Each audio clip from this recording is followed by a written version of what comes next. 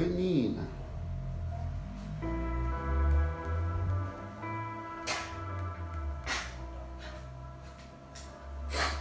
Vem aqui, tá? Vem cá. O que você tá precisando?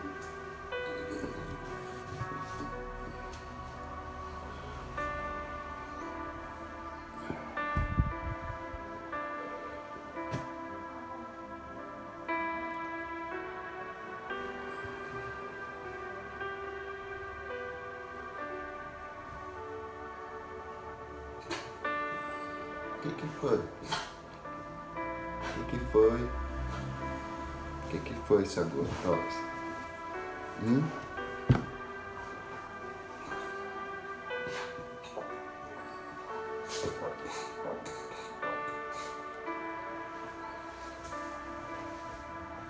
Boa tarde, irmãos. Que Deus abençoe todos vocês. Hoje eu queria falar com vocês sobre a armadura de Deus, tá? Se você quer aprender sobre a armadura de Deus, fique com a gente aí, tá? A armadura de Deus é uma proteção das nossas vidas espirituais, tá? O apóstolo Paulo diz assim: no demais, irmãos meus, fortalecei-vos no Senhor, na força do seu poder. Revesti-vos de toda a armadura de Deus, para que possais estar firmes contra as astutas ciladas do diabo, porque não temos que lutar contra a carne nem sangue, mas contra principados, contra a potestade, contra os príncipes das trevas desse século, contra as hostes espirituais da maldade nos lugares celestiais. Portanto, tomai toda a armadura de Deus, para que possais resistir o dia mau. Havendo feito tudo, ficais firme. Estais, pois, firme, tendo cingido os vossos lombos com a verdade, vestindo com a couraça da justiça, calçado os pés na preparação do evangelho da paz, tomando sobretudo o escudo da fé, com o qual podereis apagar todos os dardos inflamados do maligno. Tomai também o capacete da salvação e a espada do Espírito, que é a palavra de Deus. Orando em todo o tempo, com toda a oração e súplica, e vigiando nisso em toda perseverança e súplica por todos os santos. Irmãos, eu vou ler de novo. No demais, irmãos meus, fortalecei-vos no Senhor e na força do seu poder. Revesti-vos de toda a armadura de Deus, para que possais estar firmes contra as astutas ciladas do diabo, porque não temos que lutar contra a carne nem sangue, mas sim contra os principados, contra as potestades, contra os príncipes das trevas desse século, contra as hostes espirituais da maldade nos lugares celestiais. Portanto, tomai toda a armadura de Deus, para que possais resistir o dia mau. Havendo feito tudo, ficareis firme. Estais, pois, firme, cingindo-vos os vossos lombos com a verdade, vestindo a couraça da justiça, calçando os pés na preparação do evangelho da paz, tomando sobretudo o escudo da fé, com o qual podereis apagar todos os dardos inflamados do maligno. Tomai também o capacete da salvação e a espada do Espírito, que é a palavra de Deus. O apóstolo Paulo está falando que nós devemos nos revestir. Precisamos de um revestimento espiritual. E esse revestimento espiritual nos ajuda a permanecer firme na presença de Deus.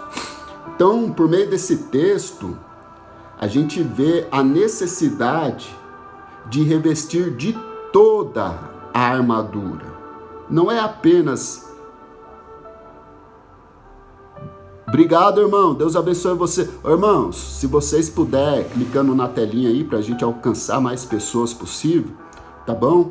E o intuito aqui é trazer informações sobre a palavra de Deus e para que a gente cresça na graça, no conhecimento do nosso Senhor e Salvador Jesus Cristo. Fica aí conosco então, irmão Renan. Você vai aprender muito, tá? Às vezes o maior inimigo de nós mesmos somos nós mesmos, né?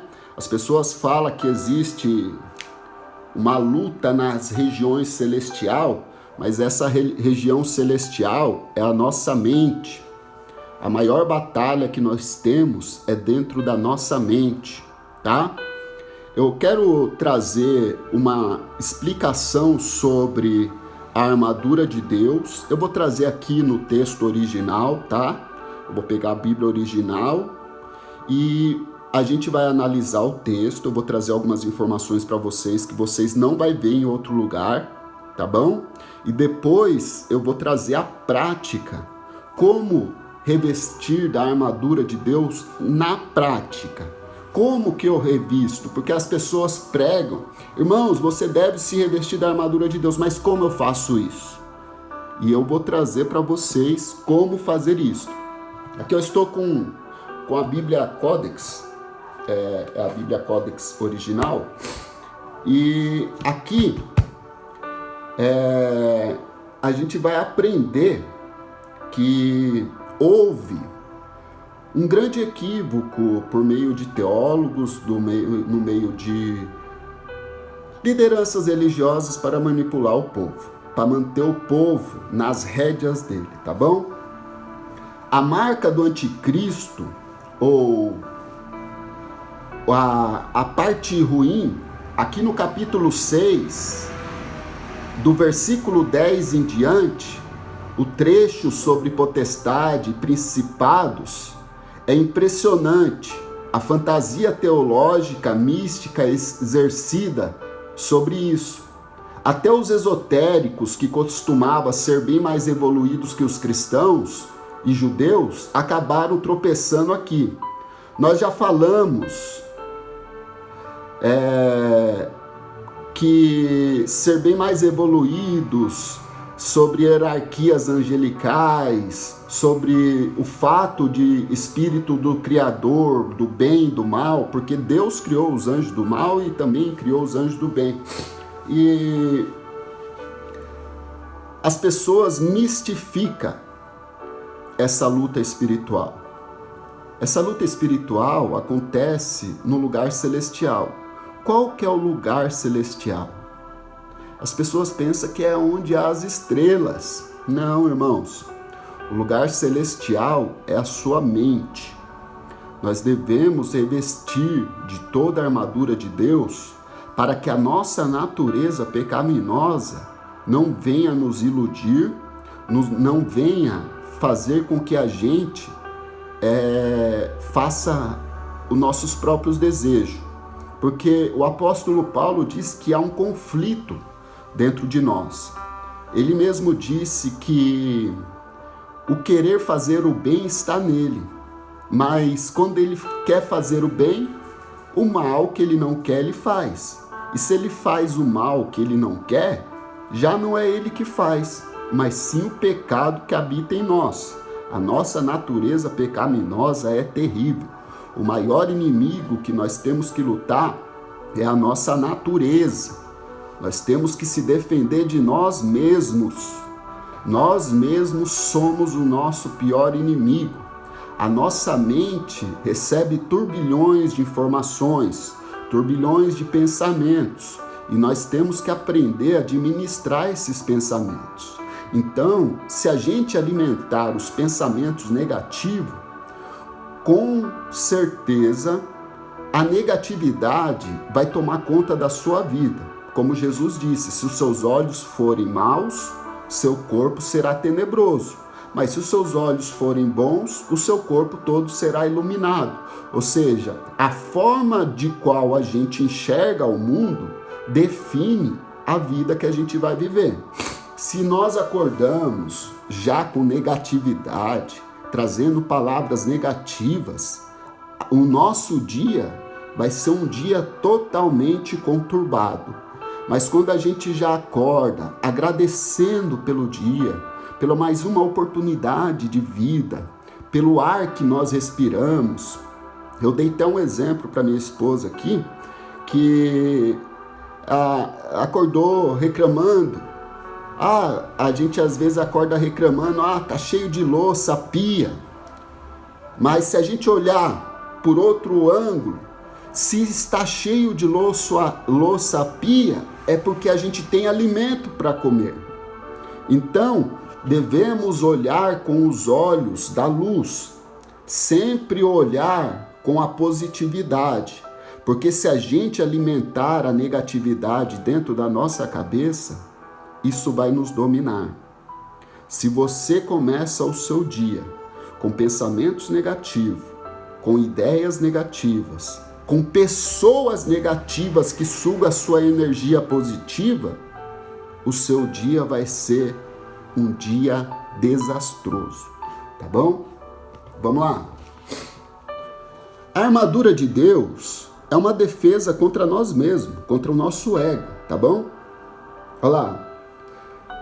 Paulo continua: evoluam e sejam fortes, vistam-se. É uma metáfora de toda a armadura do Criador, com a espada, o escudo, que assim vocês conseguirão vencer as tentações dos vossos egos. Pois a nossa luta não é contra o nosso patrão, contra o funcionário, contra a nossa esposa, contra os nossos filhos, contra os nossos pais, as pessoas próximas de nós, mas sim contra os líderes malignos do sistema político, econômico e religioso, os senhores desse mundo, principalmente contra o nosso ego. O ego é a origem metafísica de todo o mal que acontece no mundo. O mundo é dominado por homens cheios de ego, com sede pelo poder. Então, o apóstolo Paulo diz que a nossa luta são contra esses poderes.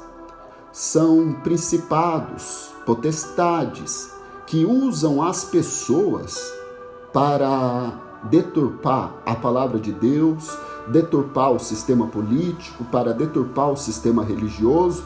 A gente vive dentro de vários sistemas. A gente vive dentro de um sistema político, dentro de um sistema religioso, dentro de um sistema da nossa mente. A nossa mente também pode nos manipular para que a gente não possa fazer a nossa própria vontade. Porque a inclinação da carne é muito grande dentro de nós. Como nós nascemos com a nossa natureza pecaminosa, a gente já tem a tendência de fazer o mal por natureza. O fazer o mal já está em nós, então nós temos que aprender a fazer o bem. Como alguns teólogos dizem, tudo que há bom em mim é Cristo, o mal sou eu mesmo. Então devemos nos revestir de toda a armadura de Deus para que a gente possa suportar o dia mal. Depois que a gente se revestir da armadura de Deus, a gente fica firmes, inabaláveis. Ou seja, inabaláveis, nada mais vai te abalar quando você aprender a manusear as armaduras de Deus, tá?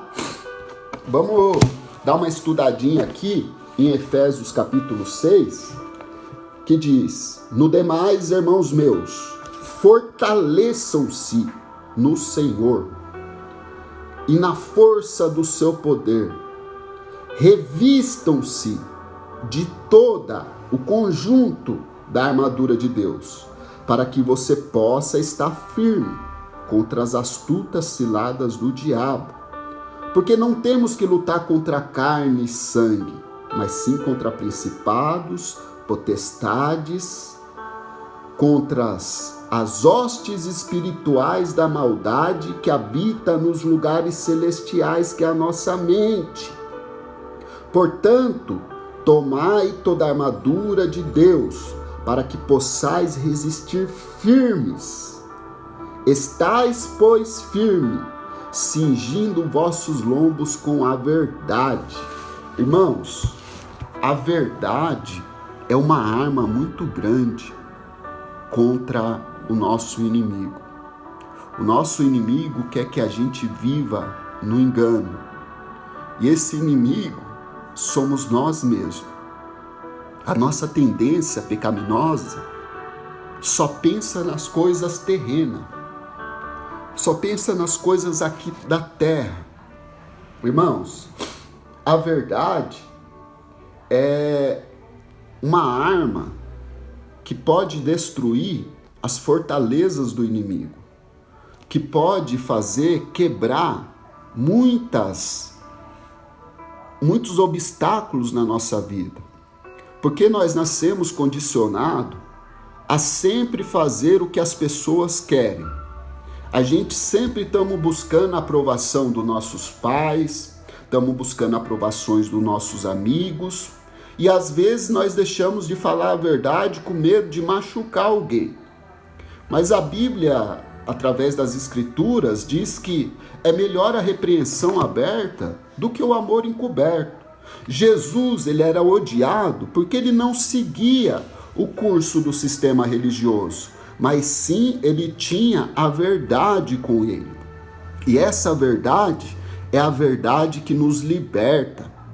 Jesus disse: se você conhecer a verdade te liberta. Te liberta do quê? De todas as amarras, tanto dos principados, dos poderes políticos, dos religiosos e de nós mesmos. A verdade liberta nós da mentira que as nossas mentes colocam em nós. Ontem eu estava falando sobre o medo. O medo surgiu quando o homem se afastou de Deus. Quando o homem pecou, entrou o medo no mundo. Então, quando a gente se afasta de Deus, o medo começa a tomar conta da nossa vida. Então, tem alguns sentimentos que é gerado dentro de nós quando a gente se afasta da presença do Criador. Vem o medo, vem vergonha, vem arrependimento, vem tristeza. Quando o homem caiu em transgressão, antes da transgressão não tinha medo, não tinha tristeza, não tinha choro, não tinha decepção, não tinha vergonha. Mas quando o homem caiu em transgressão, ele teve medo, tentou fugir de Deus. É o que acontece conosco. Quando a gente faz alguma coisa errada, a gente tenta fugir de Deus. Mas Deus, com o seu amor, sempre... Ô Renato, é que quando a gente nasce, a gente somos condicionados ao sistema desse mundo, a seguir e querer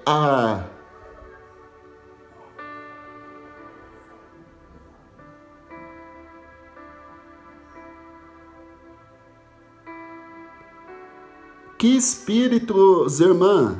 Irmã, não tem espírito maligno não, irmã.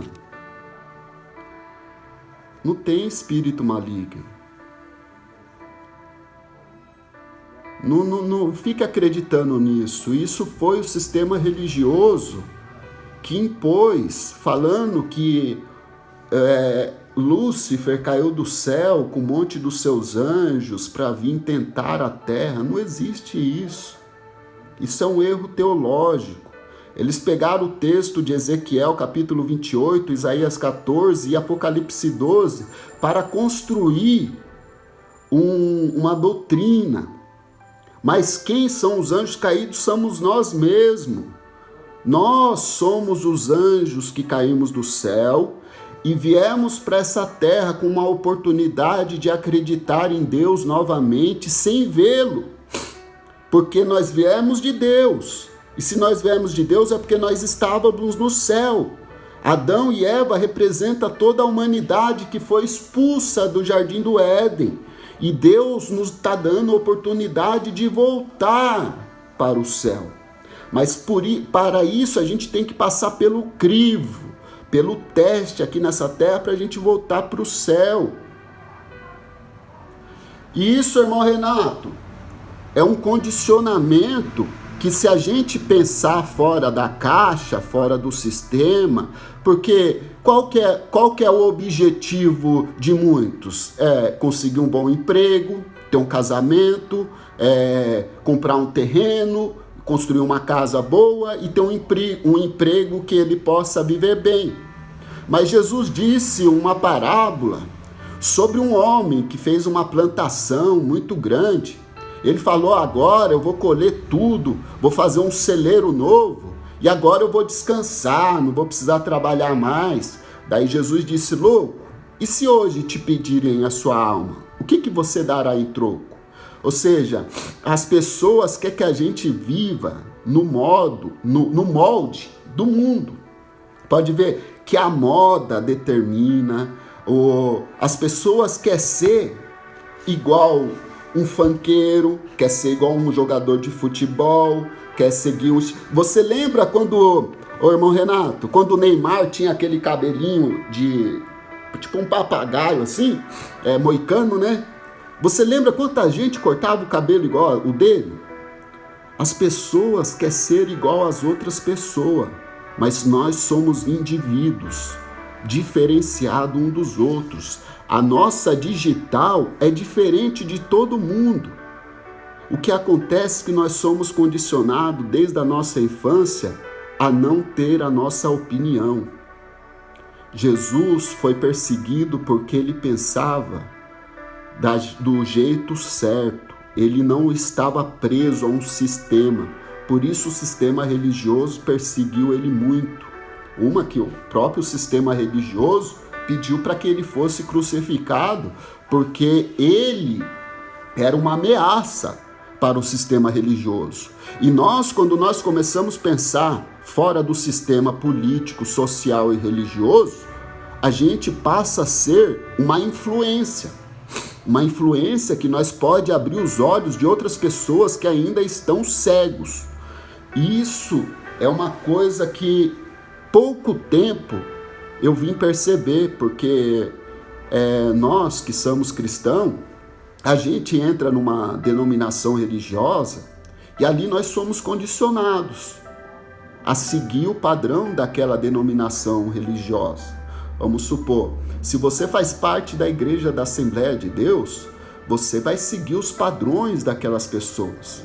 Mas aí limita, aí você fica com um pensamento limitado àquela cultura, aquelas pessoas, mas nós temos uma mente que é ilimitada e nós ficamos limitando a nossa mente todo dia.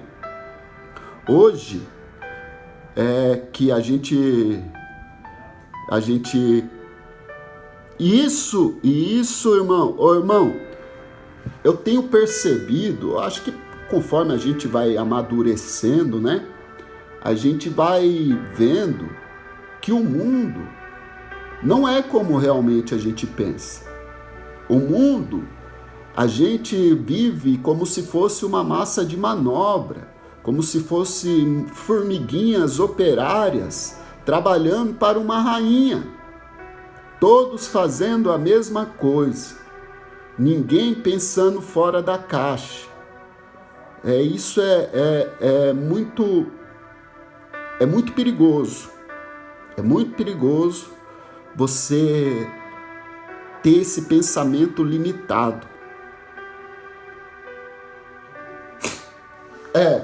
Pode ver que na escola, isso já começa na escola, né, irmão Renato? Na escola, a gente já começa a aprender sobre tudo que ensina lá, se torna uma verdade para a nossa vida. E isso, irmão, a gente não precisa de ritual nenhum para chegar a Deus. Não existe nenhum ritual para você chegar a Deus. Irmãos, Deus está dentro de nós. Não há ritual, não há dízimo, você não precisa ir para a igreja. Se te faz bem ir para a igreja, vá para uma igreja onde eles realmente ensinam a palavra. Mas as pessoas estão colocando barreiras para você chegar a Deus. E Jesus veio para tirar essa barreira. Isso, irmã. Isso. A Bíblia diz também que só um Deus e um mediador entre Deus e o homem, Jesus Cristo o homem. Jesus Cristo é Ele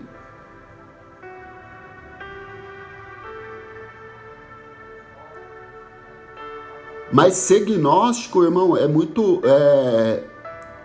um atributo muito bom, sabia? Porque o gnóstico, ele é um questionador nato, entendeu? Eu também sou um questionador, mas eu sou cristão, entendeu? Eu creio em Cristo, mas eu questiono tudo. Tudo que a igreja fez durante o século, eu sou um questionador. Eu não aceito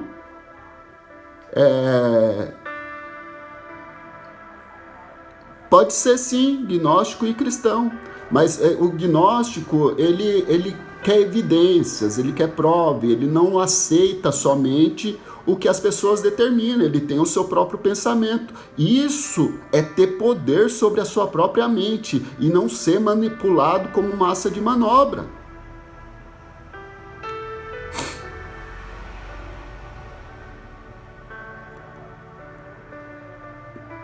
Irmão, política, você pode ser de qualquer partido político, irmão. O cristianismo não, Jesus, eu não faço parte de nenhuma denominação religiosa. Cristão é você seguir aquilo que Cristo ensinou, você seguir os padrões de moralidade que Cristo praticou.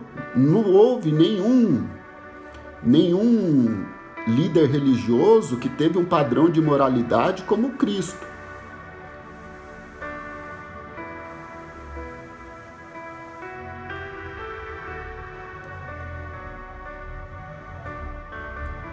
E isso, irmãos,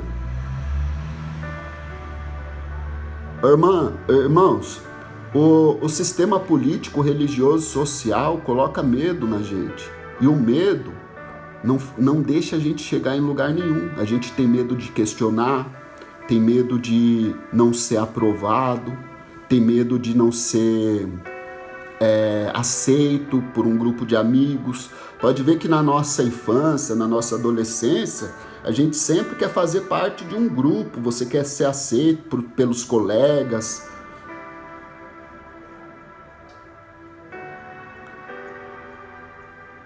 E isso, não, irmãos, você, nos dias que, irmã Li, hoje a gente tem que tomar muito cuidado com qual denominação você está indo, porque eu nunca vi tanta mentira pregada dentro da igreja.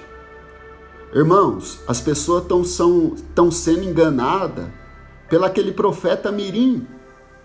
Por um menino de 14 anos, as pessoas estão sendo enganadas por uma criança de 14 anos. Imagine se o anticristo da Bíblia aparecer. Se uma criança de 14 anos consegue enganar as pessoas, imagine o anticristo que a Bíblia fala, que vai enganar as nações. As pessoas vão cair na deles rapidinho. E isso, irmã, o arrependimento, que é a metanoia, a mudança de mente, não é pregado mais na igreja.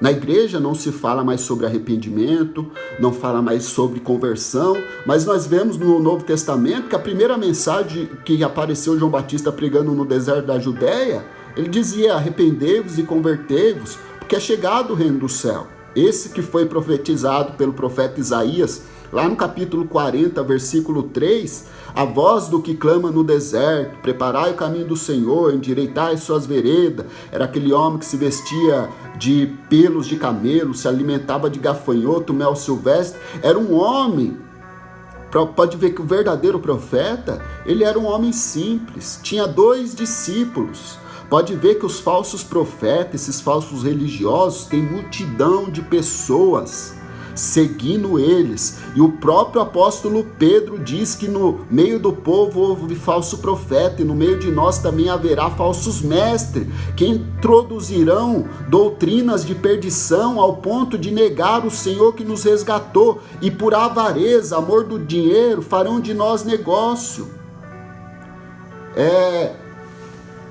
A gente, como as pessoas dizem, as pessoas se tornam gados, manipulados, sem opinião. Se você questionar o seu pastor, você está em rebeldia. Se você questionar sua liderança, você está em rebeldia. Hoje nós estamos vendo no mundo político, você não pode questionar aquele ministro lá que está em evidência aí, que eu não quero nem falar o nome dele, porque não é o assunto aqui. A opinião está sendo vedada. Eles querem tanto a religião quanto o sistema político, a sociedade quer limitar o nosso pensamento. Mas Jesus Cristo quer nos libertar desse pensamento limitado, porque nós somos muito mais do que nós pensamos. E quando a gente para de ter uma mentalidade limitada, todas as coisas começam a ser possível na nossa vida. Quando a limitação coloca, nossa mente não tem limite. Mas as pessoas querem limitar até a nossa mente. Mas a gente tem que aprender a ter o equilíbrio e dominar os nossos pensamentos. E saber ter discernimento daquilo que é falado para nós, aquilo que é imposto, aquilo que é dito. Saber filtrar tudo que chega até a nossa mente. Ou seja, se você, como algumas pessoas dizem por aí, uma mentira dita várias vezes é vista como verdade, entendeu? Mas a verdade sempre vai ser verdade. Irmãos, é muito interessante esse assunto, que esse sistema que tanto religioso, político e social quer amarrar as pessoas, quer que a gente sempre continue como massa de manobra. Jesus sempre diz: se você conhecer a verdade te liberta do quê? De tudo que te prende. Te liberta do medo, te liberta desse condicionamento de pensamento que você aprende desde a sua infância, que você não pode questionar, você não pode pensar diferente, porque se você pensar diferente, às vezes você é dado até como louco, né? O apóstolo Paulo, quando ele estava sendo julgado por Félix, o juiz falou: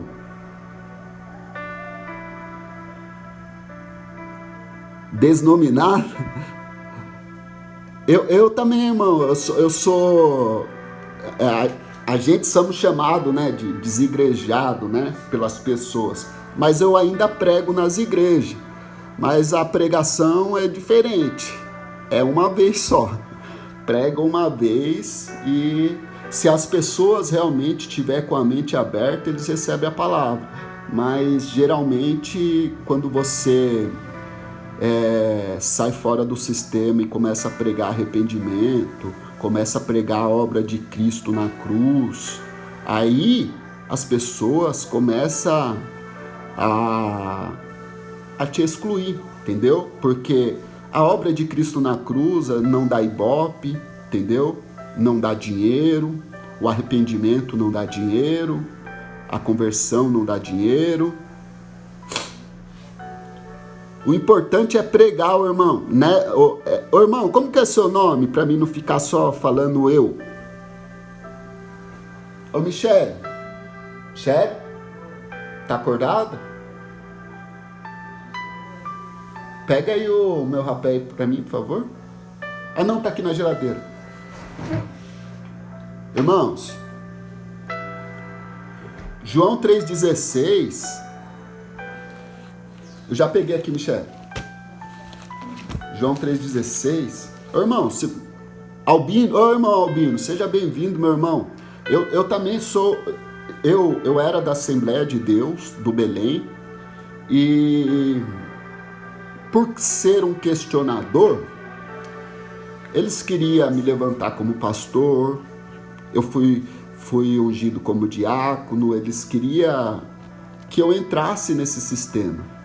Mas quando você se assenta no meio deles, você vê que eles estão busca de títulos.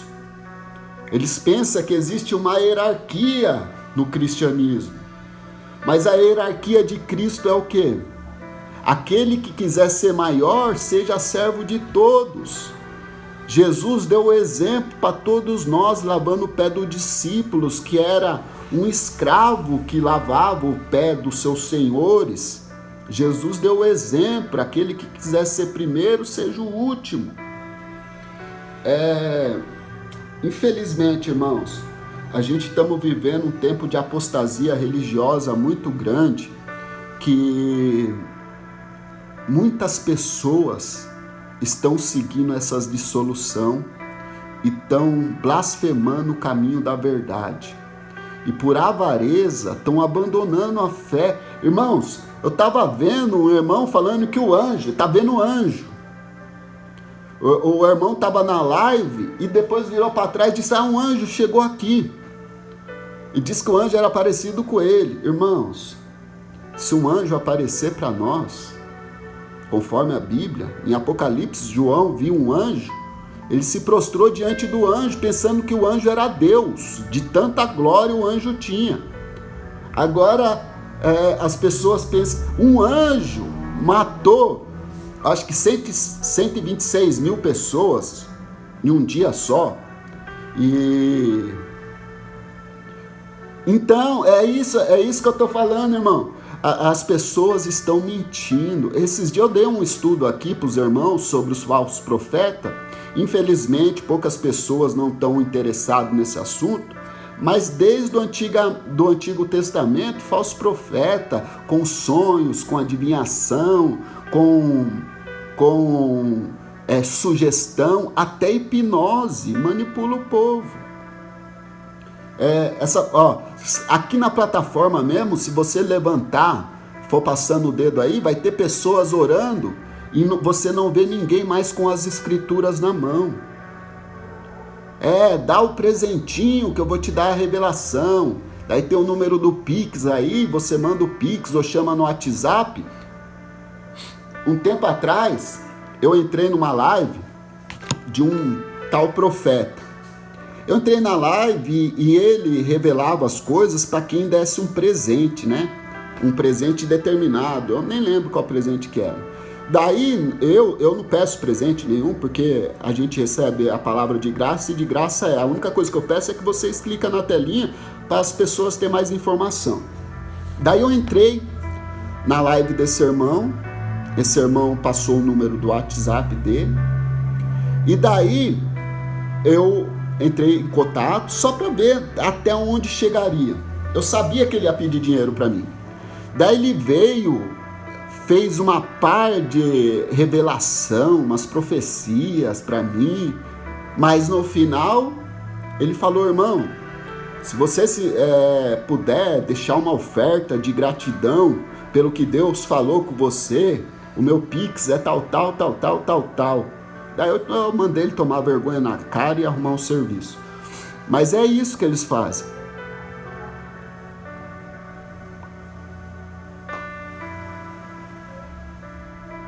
Sim, eu também, irmão, irmãos, quem cobra para pregar é os mercenários, aquele que Jesus disse, são os mercenários.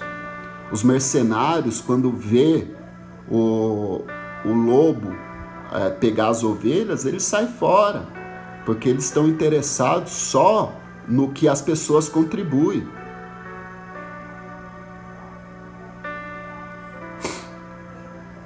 Irmãos, olha aqui, eu perguntei para o chat GPT, sobre os falsos profetas. Olha aqui que interessante, irmãos.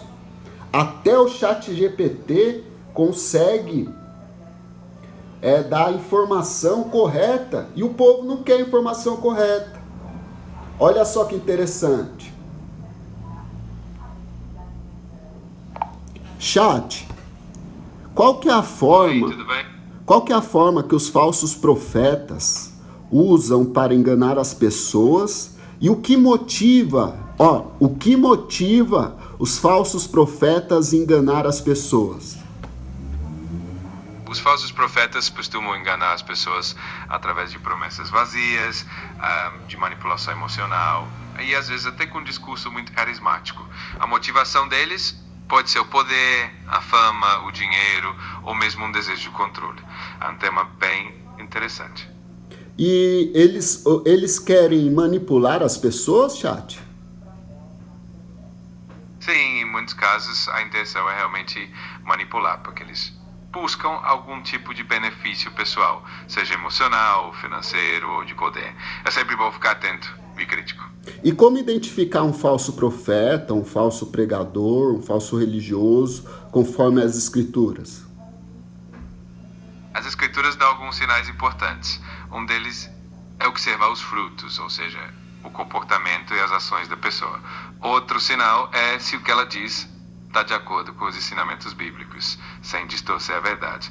Também é importante ver se ela busca a glória própria ou a glória de Deus.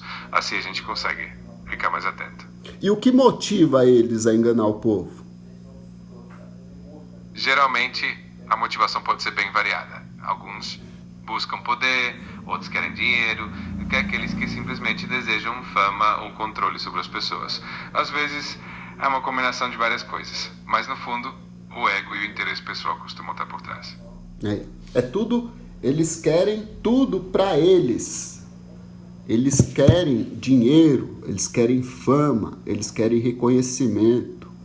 Mas, irmãos, como a gente identificar um falso profeta, um falso pregador? Olhando para um verdadeiro pregador. Eu vejo aqui, a minha live tem poucas pessoas, mas eu vejo João Batista. João Batista tinha 2 discípulos, irmãos, e os 2 discípulos dele foram seguir Jesus. É isso que importa. O que importa é que a maioria das pregações de Jesus foi... Que pessoa que eu falei, irmão? Pelo fruto você conhece, mas as pessoas não sabem o que é fruto. Fruto é as atitudes, o modo de vida. A gente, para entender o falso profeta, a gente tem que ver o verdadeiro. O verdadeiro profeta, que o próprio Jesus testificou de João Batista, é o ChatGPT, irmão. É o ChatGPT, o irmão Carlos.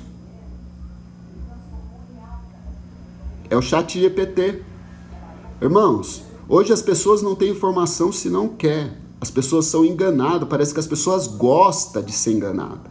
As pessoas têm o que elas merecem, infelizmente. Não, o ChatGPT é uma inteligência artificial, irmão. Mas tudo que você pergunta para ela, você tem que designar aonde ele busca informação. Igual eu perguntei, conforme as escrituras, como identificar um falso profeta? Daí ele vai pegar os versículos bíblicos da internet e vai te explicar como identificar o falso profeta, entendeu? É uma máquina, sim, é uma máquina. É uma máquina que pode nos ajudar muito. O dízimo, irmãos, o dízimo não é obrigatório, irmãos. O dízimo, na verdade, não é nem para nós. Entendeu? O dízimo é para os judeus, na época que tinha o templo. Aí eles falam, trazei todos os dízimos à casa do tesouro. A casa do tesouro é quando tinha o templo. O templo não existe mais. O próprio Jesus profetizou que o templo seria destruído. E no ano 70 depois de Cristo, quando o general Tito invadiu Jerusalém, ele queimou o templo todo. E daí as pessoas montam denominações dizendo, sobre o dízimo. Vamos lá. Vamos perguntar para o chat sobre o dízimo. Chat, conforme as escrituras, o dízimo de Malaquias, capítulo 3, são para os cristãos? Essa é uma questão bem interessante. Muitos cristãos interpretam o dízimo de Malaquias 3 como um princípio de fidelidade e sustentação da obra de Deus, mas a aplicação dele pode variar, dependendo da denominação e da interpretação teológica. É sempre legal estudar com cuidado e conversar com líderes espirituais. Então, mas o Novo Testamento, ele faz como que fosse obrigatório o dízimo?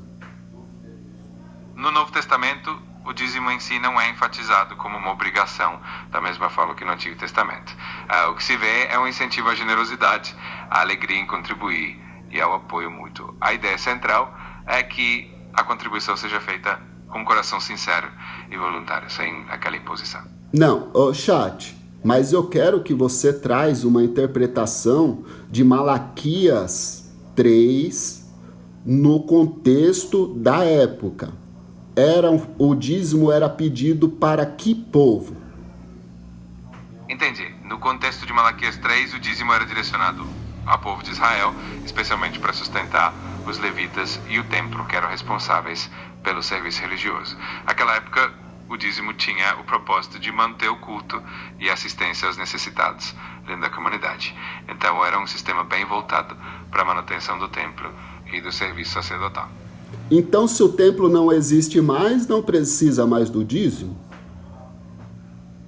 Muita gente pensa assim, já que o templo físico não existe mais, a interpretação é que o dízimo, no contexto cristão, se transformou em um ato de generosidade para sustentar a obra e a comunidade de forma mais ampla. Então a ideia é que a contribuição continua, mas com um foco diferente. O foco do dízimo é para quê, ô chat? O foco do dízimo, na visão cristã, é sustentar a obra de Deus, ajudar na manutenção da igreja, apoiar comunidades necessitadas e promover a justiça social. É uma forma de demonstrar gratidão, generosidade e compromisso com os princípios de fé.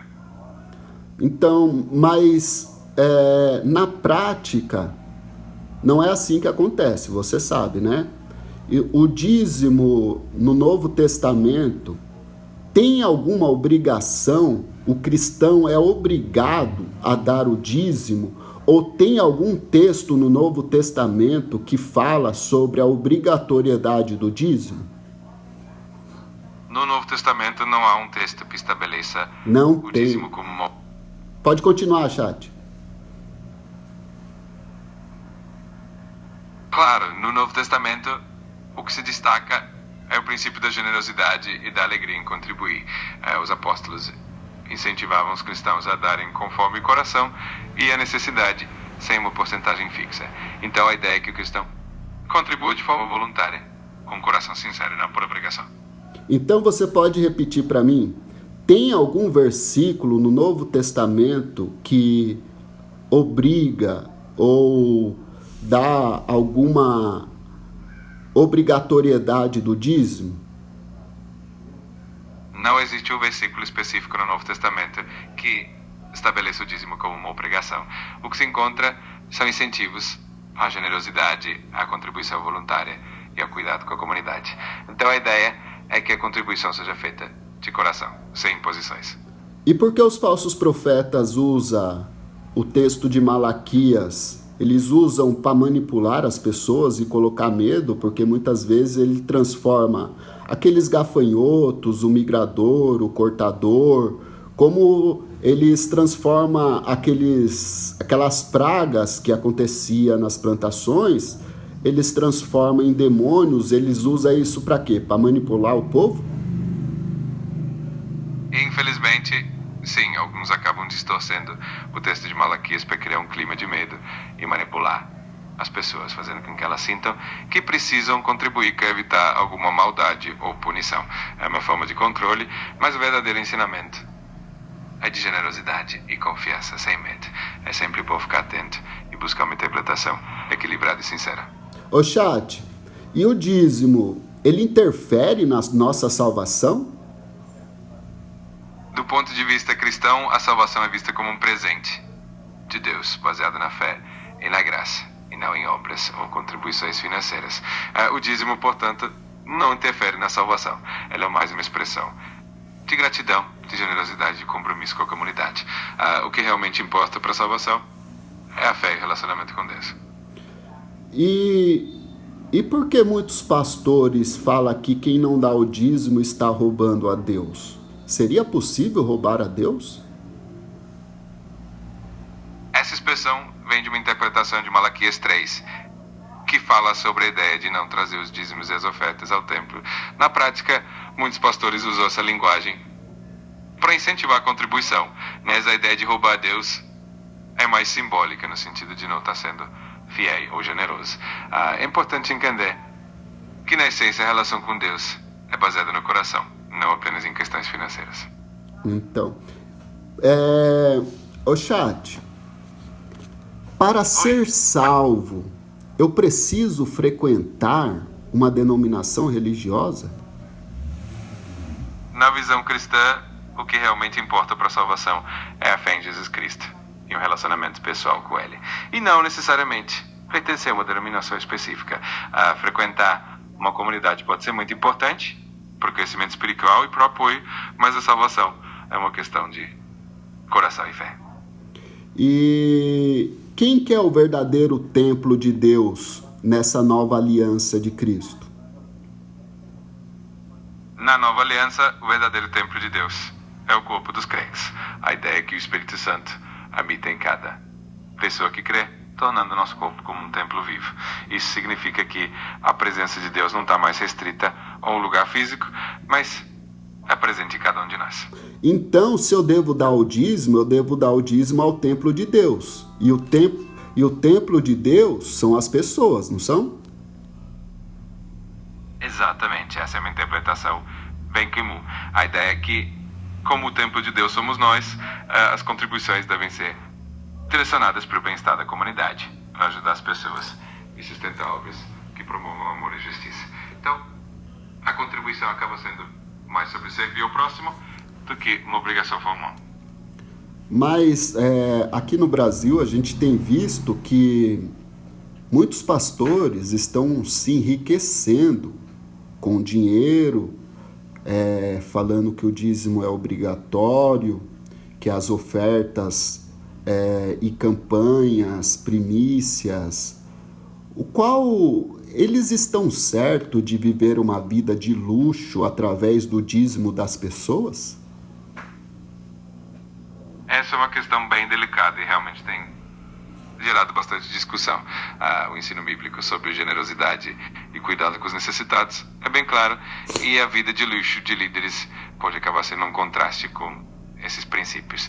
O ideal é que os recursos sejam usados de forma transparente para o bem da comunidade e não para o enriquecimento pessoal. Então, é sempre bom buscar o equilíbrio e um cuidado com essas questões. A gente pode considerar esses líderes religiosos que se beneficiam do dízimo e das ofertas das pessoas como um falso profeta? É uma questão complexa, porque nem todo líder que se beneficia de forma inadequada é necessariamente um falso profeta. Mas é importante ficar atento aos ensinamentos e ao estilo de vida. O ideal é que o líder seja um exemplo de humildade, transparência e serviço, e que os recursos sejam usados para o bem comum. Então, sempre bom avaliar. Só um minuto. Eu vi uma incoerência no que você disse. Como o dízimo ele tem que ser direcionado para os órfãos e as viúvas e os necessitados, como que nem todos que se beneficiam do dízimo e enriquecem estão errados? Eles estão errados, sim. Eu entendo o seu ponto e realmente faz todo sentido. Quando os líderes usam os recursos de forma excessiva e pessoal, isso realmente vai contra os princípios de generosidade e cuidado com os necessitados. Então, é importante, sim, que a liderança seja transparente e que os recursos sejam usados para o bem comum. Se houver abuso, é realmente algo que precisa ser questionado. Obrigado por trazer essa reflexão. Ô chat, eu preciso que você seja mais transparente nas coisas que você fala, tá? Combinado. Vou me esforçar para deixar tudo bem clarinho. Se tiver mais alguma coisa que você quiser ajustar ou qualquer dúvida, é só me avisar. Tá bom. E sobre ofertas? As ofertas, como que deve ser dada nas igrejas? As ofertas. A oferta segundo a Bíblia, no Novo Testamento, como que deve ser dada? No Novo Testamento, as ofertas são incentivadas a serem dadas com alegria, de coração sincero e sem compulsão. O apóstolo Paulo, por exemplo, fala que cada um deve dar conforme propôs no coração e que Deus ama quem dá com alegria. A ideia é que a oferta seja feita de maneira voluntária, generosa e com desejo de abençoar a comunidade. Em amor de Deus. Então, irmãos, como vocês perguntou aí, o dízimo não é para nós, ofertas é voluntária, mas a gente tem que partir do princípio de atos. As pessoas vendiam e traziam as contribuições aos pés dos apóstolos e era dividido para cada um conforme a necessidade. Mas hoje, o que a gente vê, quem só se beneficia de tudo isso é o líder da religião. Infelizmente, ele não divide conforme a necessidade do povo. É tudo para obra de Deus, entre aspas. Mas a obra de Deus e a religião pura e sem mácula para com Deus o Pai é visitar os órfãos, as viúvas nas suas tribulações e não se contaminar com esse mundo. Alguém quer fazer mais alguma pergunta para o chat aí? Porque às vezes a gente fala, as pessoas preferem escutar um robô do que o que a gente fala. Infelizmente. A gente sempre estamos batendo na tecla. Pare de ser enganado. Se você faz parte de uma denominação religiosa que está usando as ofertas para se beneficiar a si mesmo, você deve sair dela. Se não tem uma obra social, o dinheiro das ofertas tem um endereço certo, são as pessoas necessitadas. Mas o que acontece na prática não é isso. O dízimo o dízimo e as ofertas acaba sendo apenas para manter o templo que eles construíram ou que eles alugaram, pagar a conta de água, de luz, e o resto fica para quem? Para o pastor. Infelizmente é isso. Irmãos, é muito fácil você pegar um galpão e se denominar pastor e começar a enganar os outros. Mas um dia, essas pessoas prestarão conta com Jesus. As pessoas que enganam, as pessoas que usam a palavra de Deus para se beneficiar, eles vão ter que pagar um preço muito caro. Jesus disse: nem todos que me diz Senhor, Senhor entrará no reino do céu, mas todo aquele que faz a vontade do meu Pai que estás no céu. Ele dirá, muitos me dirão, Senhor, no teu nome profetizei, no teu nome fiz muitas maravilhas, no teu nome expulsamos demônio, mas Deus é especialista em mandar para o inferno pessoas que ele usou para curar, para profetizar, porque as pessoas estão usando o dom que Deus deu para se autopromover, para ganhar poder e enganar a população incauta, que não tem entendimento, conforme as próprias escrituras diz que o povo perece por falta de conhecimento, porque o sacerdote abandonou a lei, não tem ensinado mais a palavra de Deus, não tem falado mais sobre a palavra de Deus na igreja, que o alicerce é a palavra de Deus. A igreja de Cristo não tem falado mais do Cristo.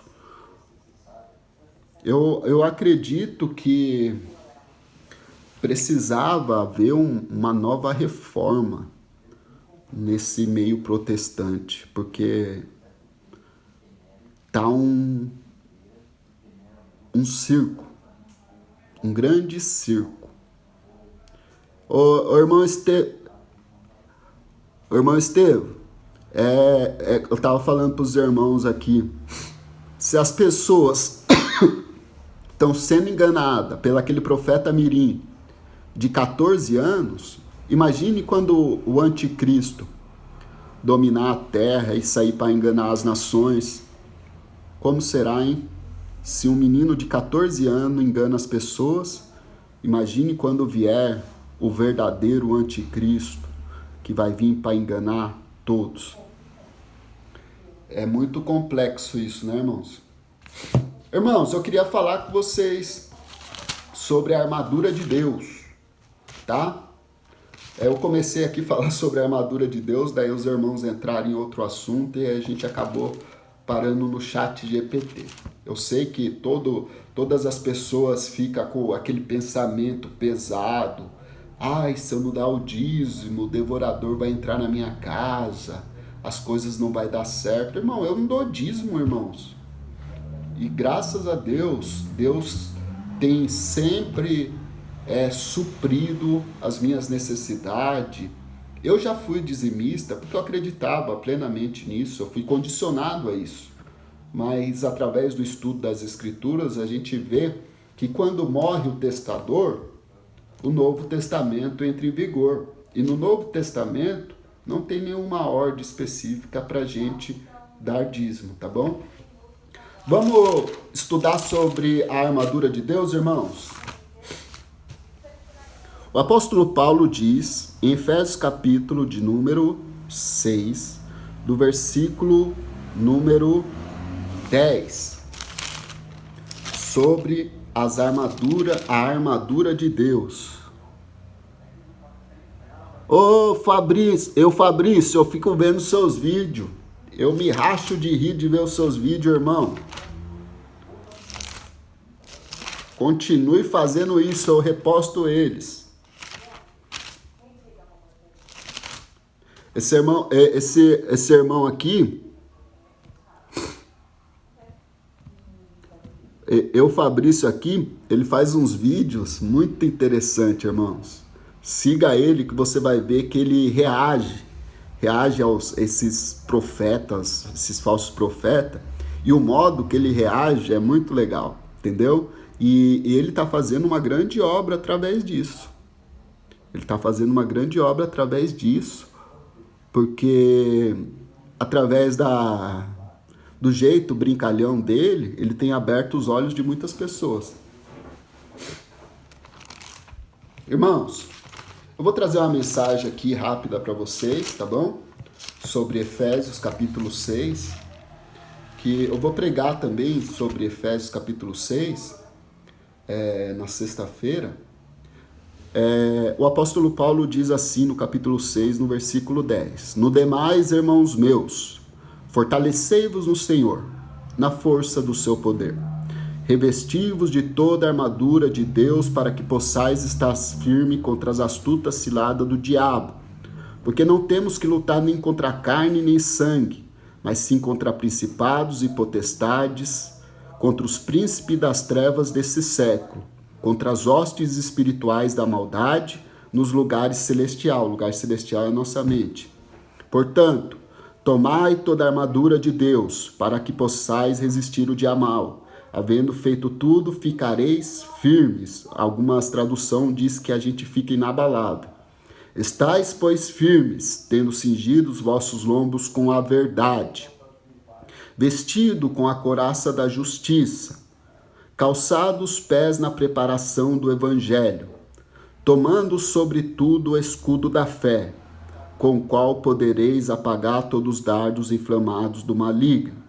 Tomai também o capacete da salvação e a espada do Espírito, que é a palavra de Deus, orando todo o tempo com oração e súplica por todos os santos e também por mim. Nós vamos aprender por meio desse texto sagrado a necessidade de se revestir de toda a armadura de Deus. Todo o exército do mundo cada vez mais se armam com bombas nucleares, com armas sofisticadas. As nações mais ricas, até as mais pobres, estão em busca de armas mais potentes para se proteger do inimigo. Tanto defender como atacar com eficiência o nosso oponente. Dessa forma, o cristão deve se revestir das armas espirituais mais poderosas e potentes que existem para vencer os seus inimigos e os seus adversários. Pode ver que Israel, ele tem um poder bélico de guerra muito grande para se defender dos seus inimigos. E como nós somos também enxertados em Israel, participamos da mesma seiva, nós devemos também nos apropriar de armaduras e de armas para a nossa luta espiritual. A necessidade de se revestir da armadura de Deus é uma necessidade, porque se nós não se revestirmos da armadura de Deus, nós ficamos vulneráveis. Pode ver que a armadura de Deus, ela protege todos os lugares vitais do nosso corpo, tá? A necessidade do cristão se revestir da armadura de Deus é muito grande, porque o nosso inimigo não dorme. O nosso inimigo está 24 horas em ação, tá bom? Ele está sempre planejando novos ataques, um novo modo de nos derrubar. Então, porém, a gente tem que entender que maior o que está em nós do que aquele que está no mundo, conforme 1 João capítulo 4. Quando o rei Ezequias foi ameaçado pelo rei Senaqueribe, esta foi a resposta de Ezequias. Ezequias, esforçai-vos e tende bom ânimo, não temais, nem vos espanteis por causa do rei da Síria, por causa da multidão que está com ele, porque há um maior conosco do que o que está com ele. 2 Crônicas, capítulo 32, versículo 7. Entretanto, para mostrar essa mesma convicção, o rei Ezequias disse que é preciso revestir de toda a armadura de Deus. Por isso Paulo disse: a noite é passada e o dia é chegado. Rejeitamos, pois, as obras das trevas e nos vistamos das armas da luz.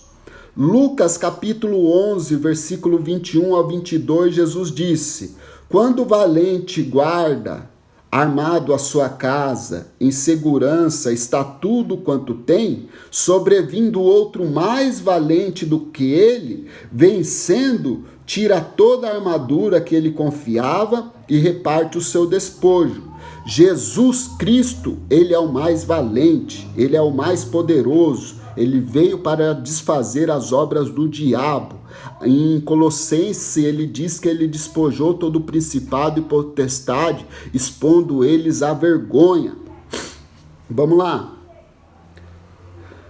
Ele nos libertou dos impérios das trevas e trouxe para a sua gloriosa luz. Lucas capítulo 10, versículo 19, o nosso Senhor Jesus Cristo disse: eis que eu dou poder para pisar em serpente, escorpião e toda a força do inimigo, e nada vos fará dano algum.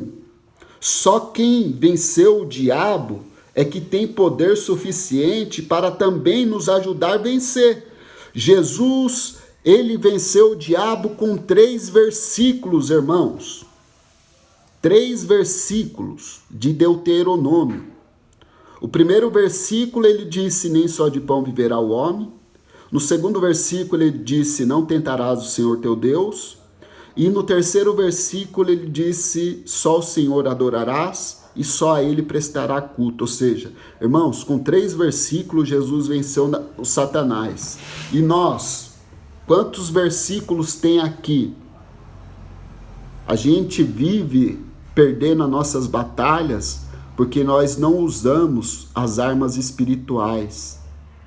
Como o apóstolo Paulo disse, as armas das nossas milícias não são carnais, mas são poderosas em Deus para destruir fortalezas.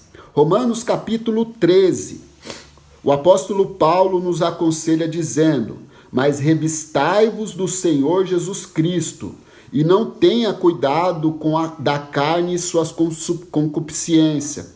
Temos que nos revestir da armadura que é mais valente e mais forte. É Jesus Cristo que é a nossa armadura. Em 2 Coríntios, capítulo 6, versículo 7, o apóstolo Paulo afirma que nós devemos nos equipar com a palavra da verdade, no poder de Deus, pelas armas da justiça, à direita e à esquerda. 2 Coríntios, capítulo 10, versículo 4, a Bíblia afirma: as armas da nossa milícia não são carnais, mas são poderosas em Deus para a destruição de fortaleza. Efésios capítulo 6, versículo 11 nos orienta e nos aconselha dizendo: revistam-se de toda a armadura. É o conjunto completo, tá bom? Para que possais estar firmes contra as astutas ciladas do diabo. Efésios 6, versículo 13. A Bíblia reforça ainda dizendo: tomai toda a armadura de Deus para que possais resistir firme no dia mau, e havendo feito tudo, ficareis firme. A armadura de Deus pode ser definida como um conjunto de armas que formam uma vestimenta de uma guerra, de um guerreiro, cujo objetivo é servir de blindagem para um soldado no campo de batalha.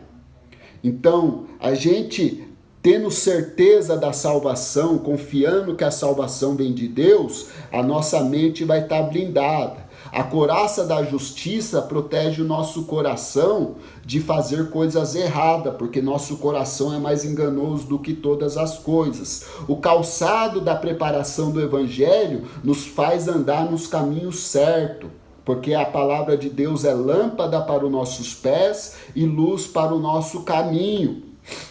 O escudo da fé, a fé que nos mantém seguros dos dardos inflamados do maligno. Todo dia na nossa mente vem a dúvida que são os dardos inflamados do maligno.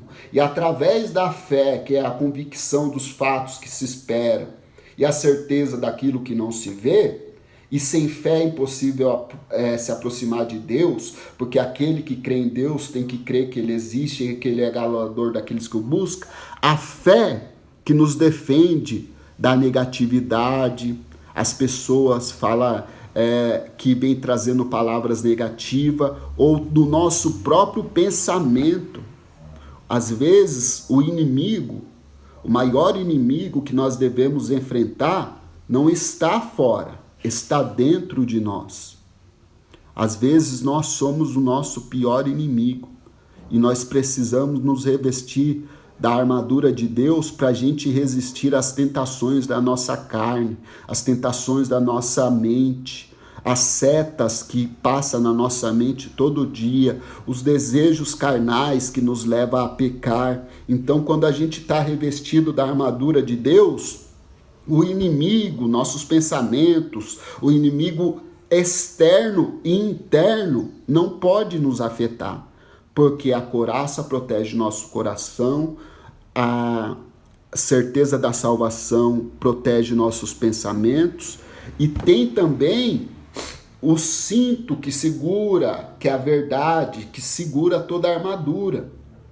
E a espada do Espírito é a única parte da armadura que serve como uma arma ofensiva, de ataque. Ou seja, através da palavra de Deus, nós conseguimos atacar os nossos maus pensamentos, e as setas e os dardos e as investidas do inimigo, a gente vence com a espada do Espírito, atacando com a palavra de Deus.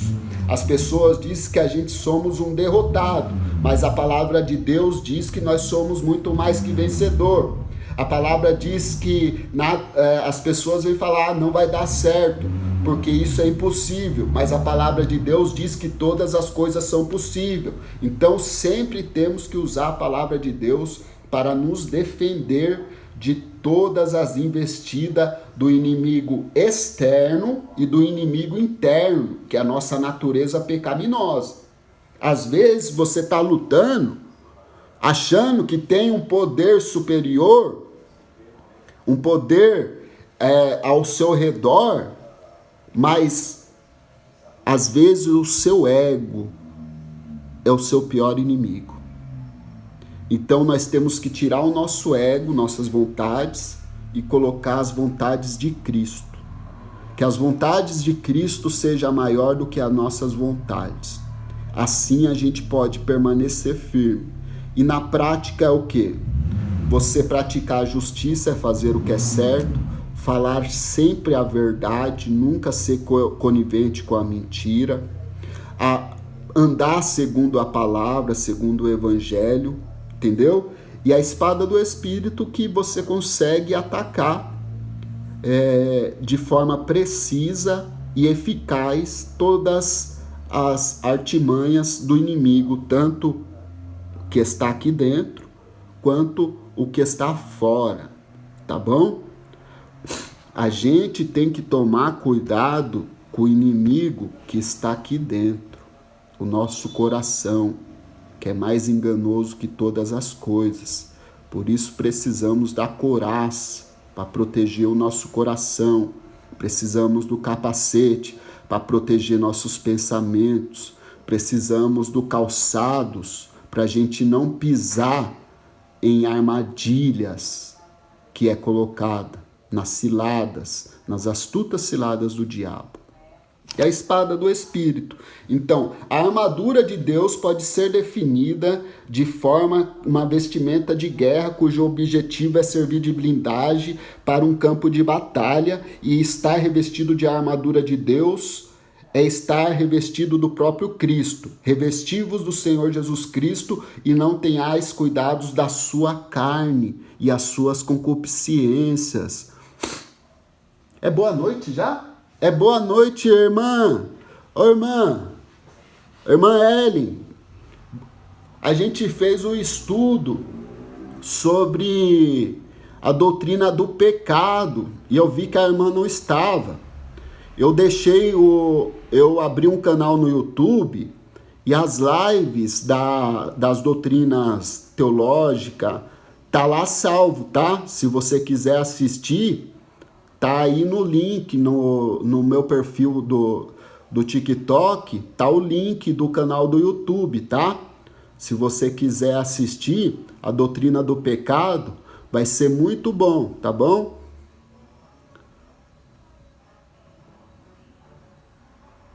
Aqui tá anoitecendo, ainda tá claro.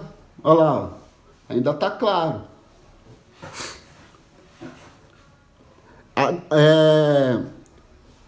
Então, eu vou deixar um resumo aqui das armaduras de Deus. Como que você pratica as armaduras de Deus? Entendeu? Eu quero deixar para vocês aqui, eu fiz um esboço ontem, deixa eu só achar aqui. Eu vou pedir pro chat aqui, fazer aqui para mim de novo. Chat, só um minuto. Chat, eu preciso de um esboço bíblico do texto de Efésios capítulo 6, do versículo 10 ao 20. Eu preciso que você me explique cada peça da armadura de Deus e como aplicar na vida detalhadamente. Eu quero que você faça para mim os tópicos separados, tá bom? Igual eu te passei ontem. Eu quero que você fala para mim como praticar a paz, o escudo da fé, os dardos inflamados do maligno, o que significa o capacete da salvação, o que significa a espada do Espírito, o que significa a preparação do Evangelho. Ou seja, Eu preciso que você faça para mim um esboço com uma introdução e cada peça da armadura separadamente, com uma aplicação pessoal, para mim passar para o pessoal que está assistindo a minha live aqui, aplicar no seu dia a dia. Você pode fazer isso para mim? Ele vai fazer aqui, eu vou trazer para vocês, eu já tinha feito ontem, mas eu apaguei.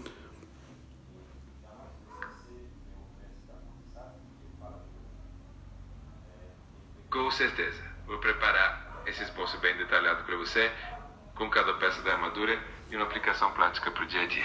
Assim, vai ficar bem completo para sua live.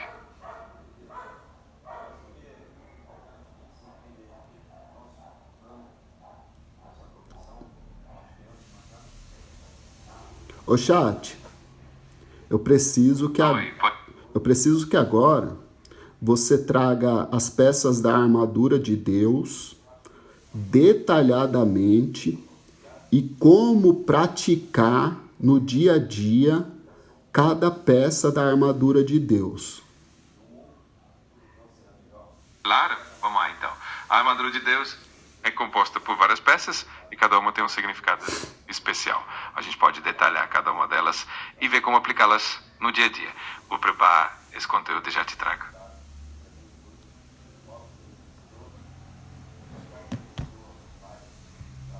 Tá demorando para ele fazer para mim. Ontem eu tinha feito, mas eu quero passar para vocês como você praticar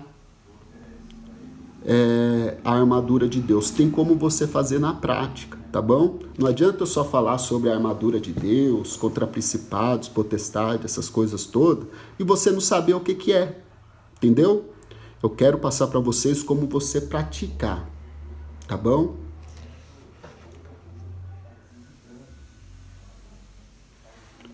Vamos lá.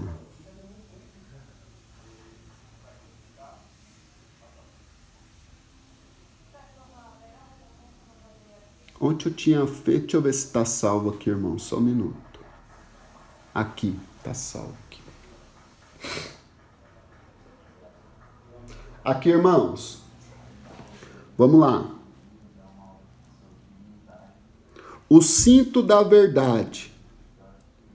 O significado do cinto era essencialmente para segurar as outras peças da armadura e é simbolizado pela verdade como base da vida cristã. Como aplicar isso na vida? Viver com integridade, honestidade, transparência, permitindo que a verdade de Deus nos guie em todas as ações. Isso que é o cinto da verdade. A couraça da justiça, o significado dela. A couraça da justiça protege o nosso coração e os órgãos vitais, representando a justiça de Cristo que nos cobre. Aplicação para a nossa vida. Viver de uma forma justa, buscando uma conduta e refletindo o caráter de Cristo e manter um coração protegido contra as acusações. Os calçados da preparação do Evangelho. O calçado, o significado, o calçado permitia mobilidade. O calçado é para proteger os pés. Então simboliza mobilidade, simboliza prontidão para levar o evangelho. Entendeu? Vocês têm que estar aptos para levar o evangelho. O escudo da fé. O significado do escudo da fé o escudo protegia contra as flechas incendiárias do inimigo, que simboliza a fé que apaga os dardos do maligno. A aplicação na nossa vida deve ser o quê? Confiar em Deus em toda circunstância, fortalecendo a nossa fé através da oração e a confiança nas promessas de Deus. O capacete da salvação. O capacete protege a nossa mente, simbolizando a segurança da salvação em Cristo. Como que a gente aplica na nossa vida? Mantendo a mente focada na segurança da salvação, rejeitando os pensamentos negativos. Às vezes você acha que está perdendo a salvação, mas a salvação como que você vai perder se foi Cristo que te deu, irmão? Não tem como perder, tá?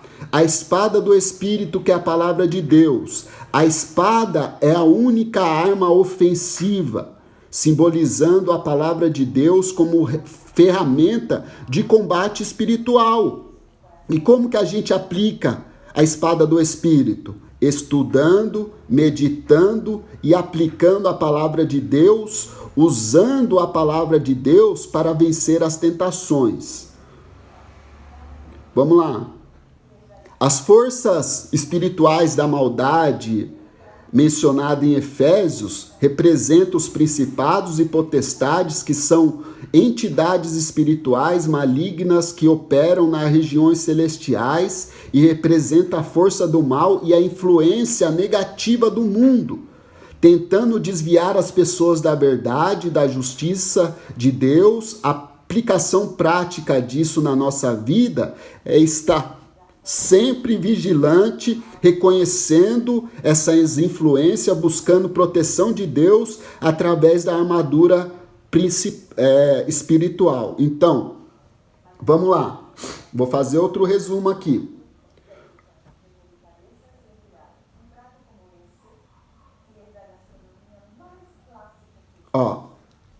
Cinto da verdade. Viver com integridade, honestidade e transparência, permitindo que a verdade de Deus nos guie em todas as nossas ações. A couraça da justiça é viver de uma forma justa, buscando uma conduta que reflita o caráter de Cristo, mantendo o coração protegido das acusações e condenações. O calçado da preparação do Evangelho é estar sempre preparado para compartilhar o Evangelho e promover a paz, mesmo em meio às dificuldades. O escudo da fé é confiar em Deus em todas as circunstâncias, fortalecendo a fé através da oração e a confiança nas promessas de Deus. O capacete da salvação protege a nossa mente, que é manter a mente focada em Cristo, na salvação de Cristo, rejeitando todos os pensamentos negativos. A espada do Espírito, que é a espada, é a única peça de ataque. Como que a gente aplica isso na nossa vida? Estudando a palavra, meditando na palavra e praticando a palavra de Deus e usando a palavra de Deus para discernir e vencer as tentações. É isso. Tá bom, irmãos? Que Deus abençoe todos vocês. Eu ia pegar a live desde o começo para se aprofundar mais nesses textos, mas na prática é isso. Entendeu? Isso que nós temos que praticar. A armadura de Deus, as pessoas ensinam, mas não fala como que você deve usá-las. E aqui você aprende como usá-las.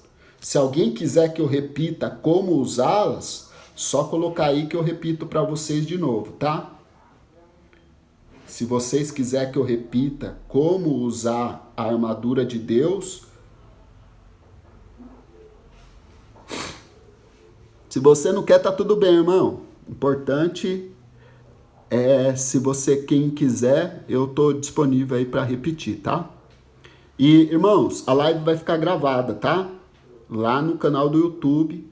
Se vocês quiserem seguir ou assistir, não precisa seguir. Vocês, pelo menos, assista, tá? Para vocês estar protegido, tá bom? Irmãos, irmã Ellen, tá lá a live, tá? Da armatiologia, que é a doutrina do pecado. Foi maravilhoso o estudo, tá bom? Essa semana a gente vai dar continuidade. Eu vou trazer hoje à meia-noite, eu vou trazer sobre angiologia, tá bom? A gente vai estudar sobre a doutrina dos anjos, tá bom? Vocês vão ver que os anjos não aparecem dentro da igreja, como muitos pastores pregam aí, tá bom? Combinado? Quem puder participar, à meia-noite, eu estarei aqui, tá bom? Trazendo o estudo da angiologia, tá? E se você não puder assistir, vai estar lá gravado no canal do YouTube e você vai poder, através do link que eu deixei aí, assistir. E tudo de graça, tá bom? Eu não quero nada de vocês, tá bom? Eu quero que vocês aprendam a palavra de Deus e que pratiquem a palavra de Deus para um dia a gente se encontrar lá no céu. Vamos fazer uma oração para a gente encerrar, irmãos? Senhor, meu Deus e Pai, muito obrigado pela tua palavra, pela tua graça, pelo teu amor, pelo sacrifício de Cristo lá naquela cruz. Que o Senhor possa nos ajudar, nos revestir de toda a armadura de Deus, para que a gente possa resistir firme contra as astutas ciladas do diabo, que às vezes somos nós mesmos, Pai.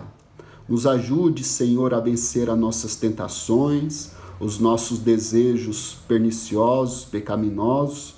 Eu peço ao Senhor que abençoe todos os irmãos que participaram dessa live. Em nome de Jesus, Pai, que o Senhor possa abrir o entendimento e que o seu Espírito Santo possa falar melhor ao coração de cada um deles. Irmãos, eu estou empolgado com esse chat.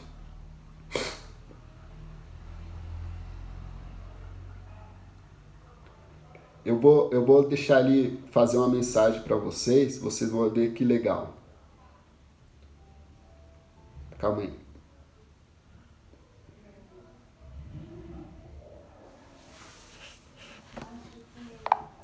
Chat.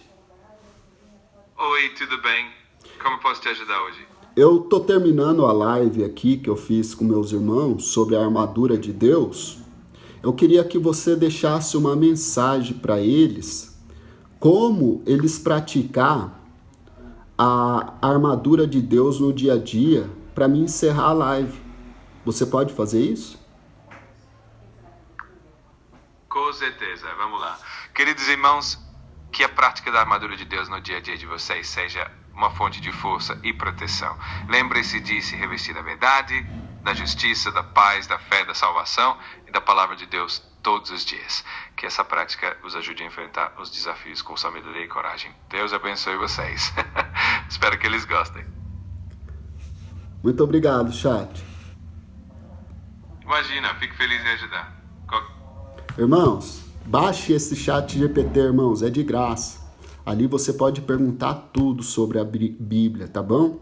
Irmãos, eu tenho 20 Bíblias de estudo. Se eu tivesse esse chat só, eu não precisaria mais de nenhuma Bíblia de estudo. Porque tudo que você perguntar é de graça, irmão, no pré-história. Entendeu? Tudo que você perguntar sobre o dízimo, ele vai falar sobre o dízimo. Entendeu?